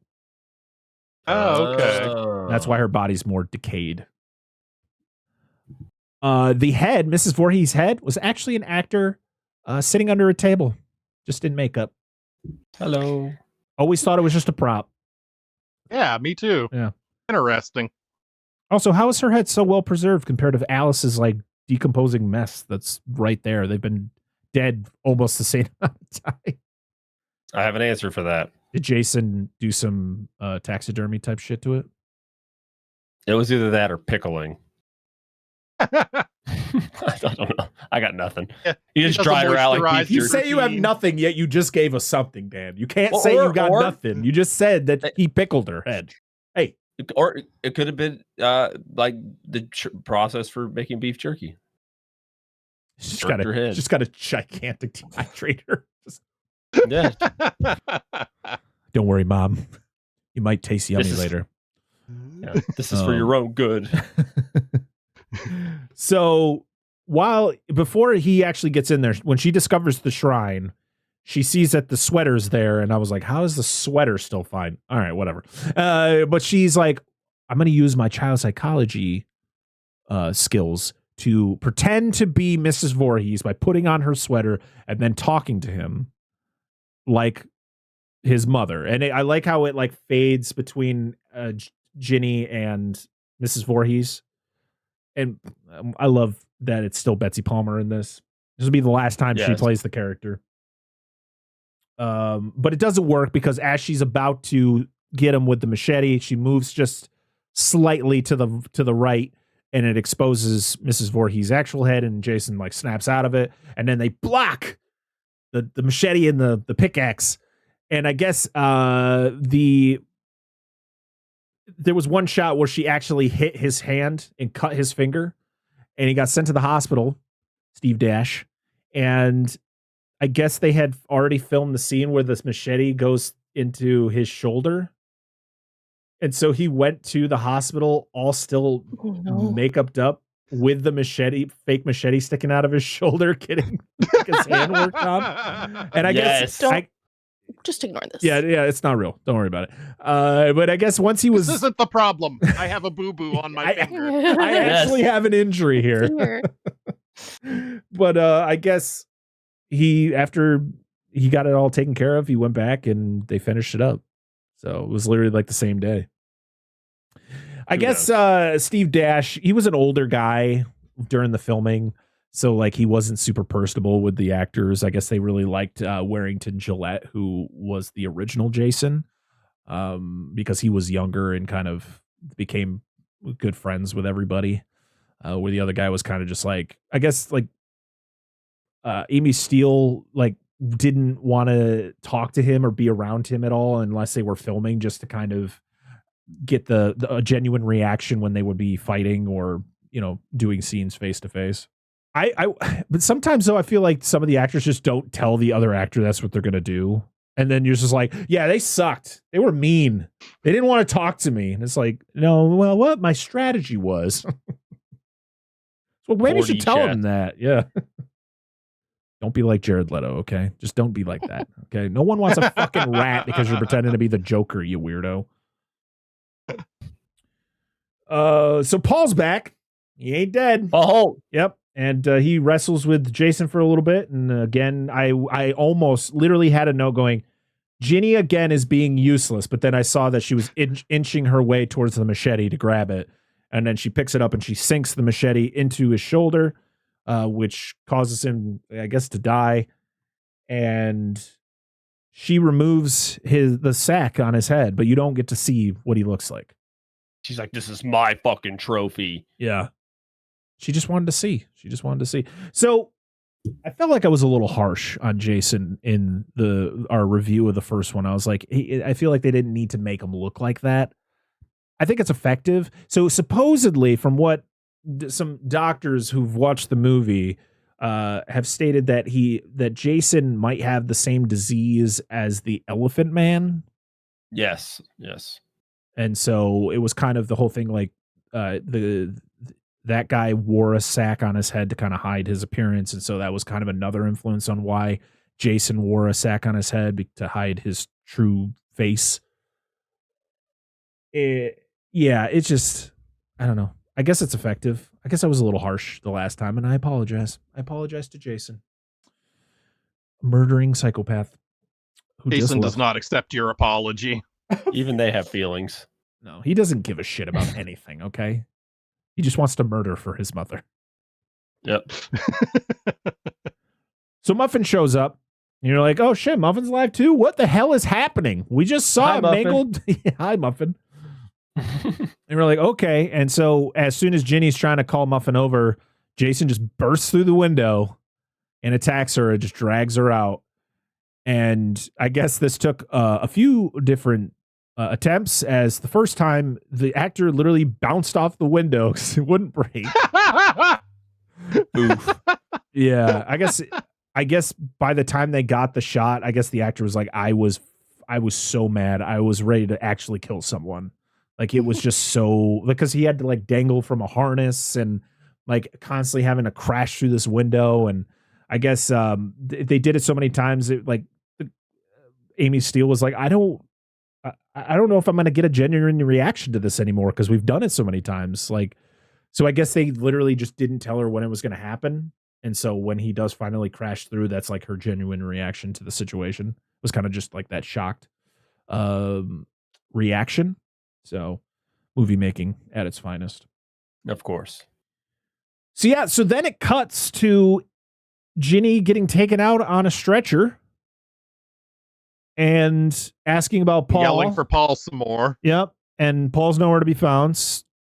And then she gets taken away, and that's the end of the movie. So from what I can tell is that the whole ending of the movie after Paul dies originally is a dream. Like, okay. Well, because Muffin shows up. We saw Muffin's body. Like, Muffin was dead. There's no way there was another dead Shih Tzu in the woods. Like, this had to have been Muffin. So the fact is that, like, you see Paul show back up and you're like, okay, well, I could believe Paul is still alive. It's just like, you don't really see him die. It's just, Ginny leaves before that's all said and done. But the fact that as soon as Muffin shows up is when you're like, oh, okay, I feel this isn't real anymore. And also, when Jason crashes through the window, he doesn't have the machete in his shoulder. Yes. So correct. Yeah. So at what point where's the cutoff? I don't know. What do you feel? Okay. I don't know. Okay. Like, I'm guessing when Paul shows up. So maybe it's during the whole, maybe it's after she tries to trick him, but I don't know. Yeah, I don't know. What do you guys think? Like What are your guys' opinions on this? Like, I wish there was like a clear, like, where she gets like knocked out or like hit in the head and then wakes up. Like, that would be a nice, like, clear, cutoff point. But I don't know. See, I have a whole dissertation I've written on this. I have a 3,500 word article over on SWO Productions where I argue that there are multiple characters that are Jason, quote unquote, Jason Voorhees, and that none of them are the actual boy who drowned in the lake. But what this all boils down to is part of my dissertation comes down to the fact that this isn't a dream. This actually happens at the end and Paul dies. And that's why Paul isn't there at the end. So she gets knocked out when Jason pulls her through the window. At some point after that, Paul and Jason have to scuffle. Paul dies, and Jason, wounded, goes off. Never to be, this version of Jason, never to be seen again. Okay. I can see that. That makes a lot of sense, actually. But I'm also like, man, the fact that, like, you're like, as we stated before, Jason is just a dude. And he gets a machete like halfway down. Like, it's not just like top of his shoulder. Like, this thing is like a good 6-8 inches like down. Like, it's almost taking his whole arm off. And this dude is just straight up like, give me a hug at the end. And the machete's gone. And yeah. Common trope for these kind of movies, sadly. Well, yeah. I mean, we had the jump scare ending to the first one, so you had to have the jump scare ending here as well. And we're going to get more as the franchise goes along. Well, if I remember correctly, not to spoil anything, but don't these movies start like literally being like one day after another now? Yeah. Literally the third one. 2, 3, and 4 take place during the same weekend. Mm. Yeah, that's right. That's right. Yeah. And then there's a couple years time jump. Then there's another couple years time jump. Yeah. Timeline of this. And we go to the future. Mm-hmm. The future. Everything's chrome in the future. Yep. On the Vintage Video Podcast, we'll be reviewing every single wide release of the 1980s in chronological order. Over 250 episodes to enjoy and thousands more to come. John enters the store now to order another can of ether. I picture him outside like Homer with the gasohol. One for you, one for me. I also like to think about that the kids renew their vow not to talk about the murder By murdering someone. They're taking a blood oath with someone else's blood. This stuff is 7 times more powerful than uranium, and they open up the vault that it's contained in, not wearing any kind of protective gear. Yeah. And it's wooden crates. Wooden crates. It's like the guys in Chernobyl picking up the graphite rocks and going, man, because there's rocks. Hugging the elephant foot. Just like, oh, this thing's smooth. It's so warm. He turns to dial the number from the classified ad without even thinking about the numbers. We know this because we can hear his thoughts, and he's talking about how AJ was right that ninjas are misdirecting him. They're misdirecting. I really wish that he'd turn to the phone and been like, 665. No, that's two fives. Vintage Video. We're rewatching the 80s, so you don't have to. All right, well, that is it. That is the plot of Friday the 13th, Part 2. Now it's time to go around the room and talk about our final thoughts on the movie. Stu, lead us off. I genuinely love this movie, and I like making fun of it, and I like poking at all of the silly and bad aspects of it. But to me, this is actually a very well-made slasher movie because you care about the characters. The characters are actually fairly well written for slasher characters, and everything pays off really well. Jason is an effectually fun character. He's wildly imaginative. I know he's ripped off from The Town That Dreaded Sundown, but the one eye hole over the mask is so strange and unsettling. It hits you on this level inside that you don't really expect to be feeling that way on. I genuinely am a really big fan of this movie. I think it's either my number 1 or my number 2 on the franchise, depending how I feel on the day. I just really enjoy it. I can't say enough good things about it. Like I said, the characters are good. I think there's a lot of depth to it. I think there's a lot of analysis you could do about what characters say and everything. And a lot of it is just poking fun fan theories. But like I said, my stupid, there's multiple Jasons, blah, blah, blah thing I get a kick out of. But you can just go through stuff like that largely because of this movie. And I really enjoy it. It's a big one for me. What's your favorite kill? It's my favorite kill. It would have to be, it's so sad, but it's Mark. It's Mark getting the machete to the face and then going without any dignity left in his human being going down the stairs. Yeah. All right. Dan, Angela, who wants to start? I enjoy this movie because it's the first Jason film. Of course, I have my qualms. I like the direct connection to the first one. With Alice making a return, which is nice. I just think that scene goes way too fucking long. And it's nothing wrong with it, but it starts devolving into frittering the afternoon away kind of material, which take what you will with. It was one of the complaints some people had with the first one, which I don't think is as bad, in my opinion, as some people think, where the scenes kind of drag a little bit, like quite a bit in the first. But it's mainly that part and then a little bit with Mark. Mark on the porch, but I think it's fun. Like I said, I like the characters much more in this one. I mean, outside of Kevin Bacon and Alice in the first one, Kevin Bacon's character and Alice, the first one. But yeah, I enjoy the characters much more in this. I think they started getting a little bit better about at least writing the secondary, the primary and secondary characters. I think Jenny I like her as much more as a final girl than Alice, though Alice wasn't bad, but it's good. It's nice for Jason to actually be in it, Mountain Man Jason, and his cabin looks like houses I've seen driving down the road here. But neither here nor there. But yeah, it's fun stuff. I enjoy it. Angela?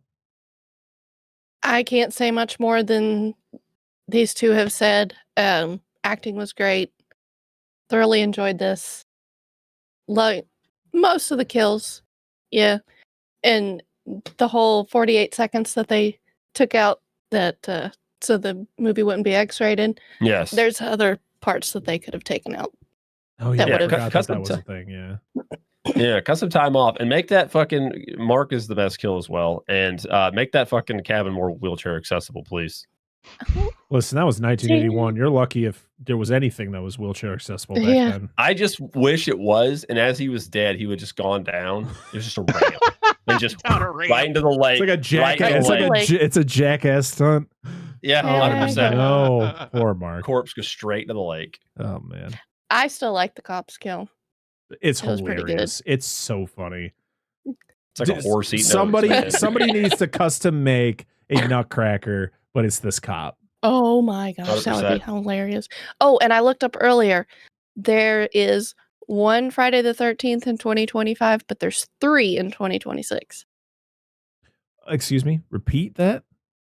There is one Friday the 13th in June of next year, but there's 3 in 2026. February and March, back to back. Are they And all going to then be interconnecting? Like, are they all just continuation of the November. franchise, or is there like No. Oh, the No, date, the the actual dates. date, Friday the 13th. Yes. Oh, I'm thinking movies. I'm like, they're coming back. We're getting 3 No. Friday the 13th movies in 1 year. Holy No. shit! They're wild. So Yeah. anyway, you Don't said tease March. me like that. Oh, that'd be great. March and February. What was the last one? February, March, and November. Wait, Okay. next So- year there's 3. No, next year there's 1. Oh, there's only 1. the- next year. 2026 there's 3. Oh, all right. Well, So we'll make it to part 6. Yeah, baby. Just in time for Thanksgiving. I don't know. Thanksgiving 3. The search for Thanksgiving 2. yeah. That's the one. Yeah, this is such an improvement from the first one. Like I think that, yeah, as we stated, the characters are just way better structured. You like the majority of them because as this franchise progresses, I feel like most of the characters that you meet or hang out with are just nothing. They're just either you're just like, okay, well, how's this one gonna die? Like you're not connected to him. Like we loved Mark. Mark was a good dude, and he gets it the worst. His death is the best. It's unfortunate because he's the best character, but you care for him. You're like, that sucks, man. And you're happy that piece of shit Scott dies because like, and I like the fact that like, even though Terry she's the hot one. She's wearing like barely anything, but she is still like, doesn't mean I'm going to sleep with you just because I'm dressed like this. And it's like, wow, that's very progressive for 1981. Like the characters are just well written. Like we have, I think Ginny is a huge improvement from Alice as a final girl. Just for not just other than her standing in a corner, just going, Paul. Like I was like, okay, Ginny, let's go. But she actually stands up for herself. She's not just fighting him one-on-one. She's using psychology to her advantage, and it almost works. Yeah, all the characters are just, I think, well done. Even Paul Holt. Paul Holt. And good on Ted for going, fuck it, I'm staying out drinking, baby. Yeah, I ain't gonna die today. What happens though? Does he just go back and just like, what the hell happened? Yeah, probably. What? Yeah. Yeah. But yeah, this is fun. Okay, well, the last thing we got to do before we do the end of the show is we got to rank this amongst the other Friday the 13th movies that we have talked about already. And right now, the ranking goes at number 1, Friday the 13th, the original, which I'm not happy about because I think the remake's better. Number 2, Friday the 13th, the remake from 2009. Number 3 is Freddy vs. Jason. Where does this one go? Why is top. the original at number 1? Well, we got outvoted, man. We got outvoted. This is bullshit. Let me double check my notes. But I swear, This is democracy the has original- failed. The original Friday the 13th over Freddy versus Jason. I don't accept that. yep. Currently, our rank, I have them right here from when. We must have gotten outranked. We can change it. We can we have change guests? this. What we did How have do we guests. Oh, those dude. No more people. I'm done. No more people on the show. We can change it. We can change it. I think that Friday the original should be below both the remake and Freddy vs. Jason. That's just me. I almost irrationally hate the remake, so the remake is near the bottom of the whole franchise for me. But Oof. that's just me. That's just me. I can love see the where you're remake. coming from, but the remake, I love the remake. I love the remake. All right, so well, where fucking does this much. stand in our current pretty much trashy ass rankings? I like it better than the original. Oh, Yeah, I would I put think it it's at better than number the 1. original. One Yeah, or it two. has to be. Paul Holt. Oh, That's the only reason you wanted as number No, one. I'm it's just just kidding. better. I'm just kidding. all right. I got to make a new list here. All right. So number 1 Burn is the old list to the ground. Friday the 13th, part 2. Number 2 is Friday the 13th. Number 3 is Friday the 13th remake. And 4 is Freddy versus Jason. Oh, that's sad. Freddy versus Jason so low. I have qualms with that movie. Still love it. I think it's a really good Freddy movie. I enjoy it as a Freddy movie, but I fucking it's more hate of a Freddy movie than a Jason movie. I do not like Jason in it. Yeah, I'm not a big fan of the have Jason. some big issues with Jason in that fucking movie.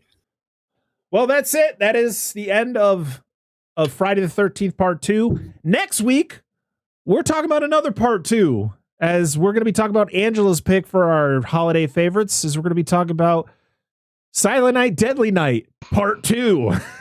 Garbage day. And we got another first-time guest. We got voice actor and co-host of Be Action, Mickey from Cell Phone Wallet Keys. We're very excited to have him on the show. So, yeah, another Part 2. Is this one going to be worse, better, or worse than Friday the 13th Part 2? What's the better Part 2? Oof. Yeah. I don't know. All right, Stu, we appreciate you being here, man. It was an honor having you on finally, but it was way too long. Tell people where they can find you on the interwebs. Absolutely. So the website is the best place to find us. That is swoproductions.com. And we are on Twitter, Threads, Blue Sky, Instagram, all is at SWO Productions. So find us there. Awesome. Yes, and that will be down in the description of the video or in the show notes, so make sure to check out everything that Stu does. He does a lot of amazing work over there, and you really should check it out.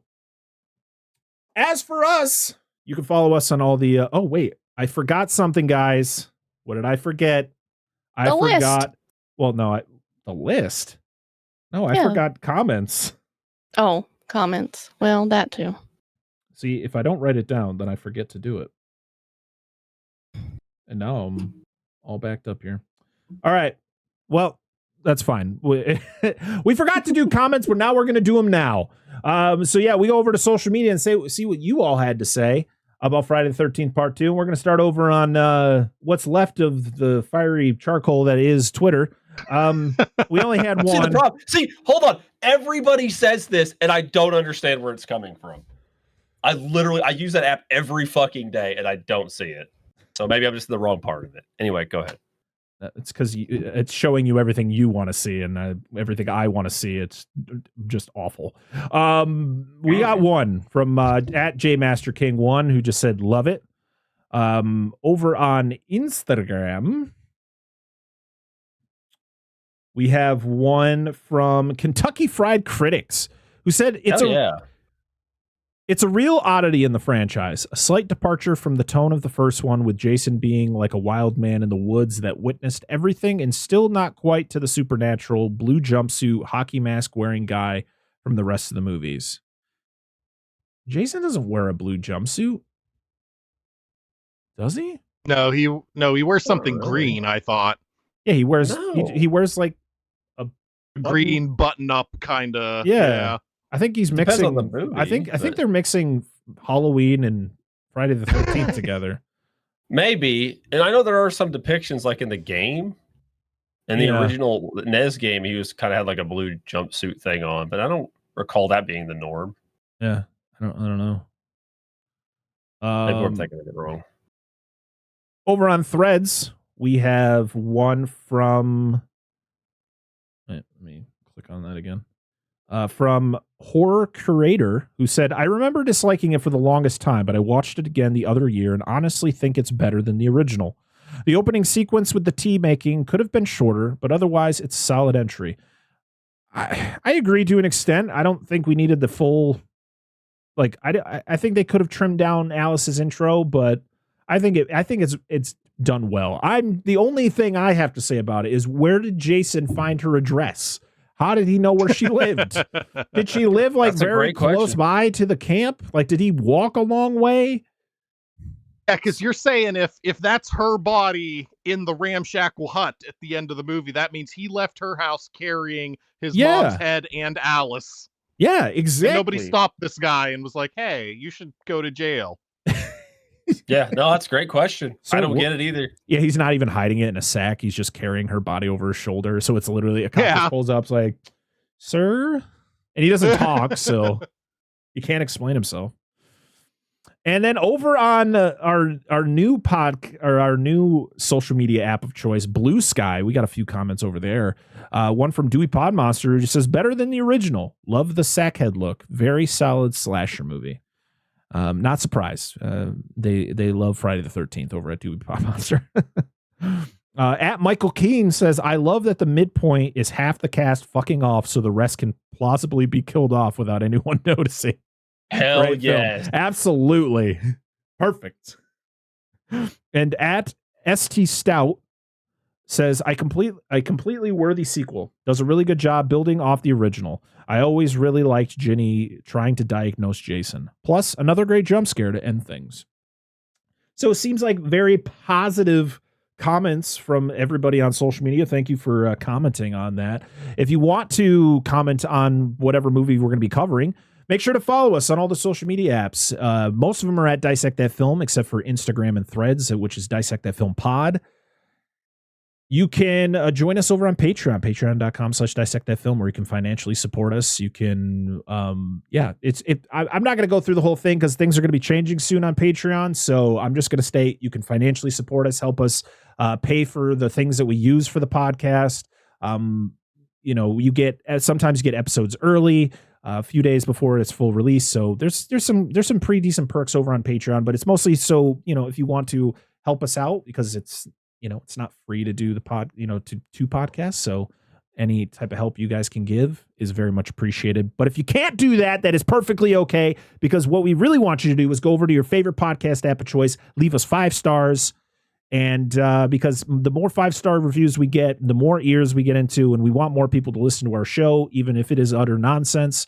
It's just really cool. You can leave 5 stars on Spotify. You can leave 5 stars in a review on Apple Podcasts and other podcast apps.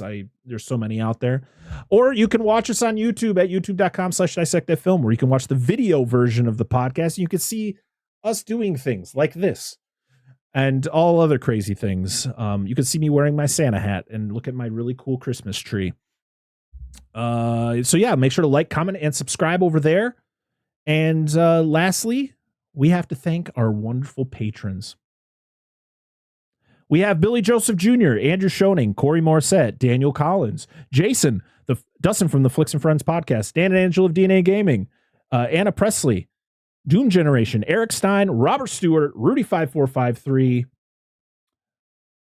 JGM, Movie Fanatic, Paul Jansen, Dennis, Charles, Bucket of Chum, the movie Shark Movie Podcast, and official Joey C. Thank you for everybody who supports us over on Patreon, and thank you to everybody who just supports this period, because without you, the show wouldn't exist, and we appreciate all the support that you give us. Even if it's just sharing a show on social media, it means a lot to us. So thank you very much. And we're back talking about holiday favorites next week with Silent Night, Deadly Night Part 2. So all that fun stuff. Did I forget anything? Probably, but that's it for us. Thank you so much again, Stu, for being here. Make sure to check out everything Stu does, because it's amazing. And he'll definitely be back again to talk about another Friday the 13th, maybe, or some other movie. We'll see. We'll see. But until next time, I am Brett Parker. That is Dan and Angela of DNA Gaming. And that is Stu from Stu World Order. And this has been another episode of Dissect That Film. We'll see you all again next time. Bye-bye. All right.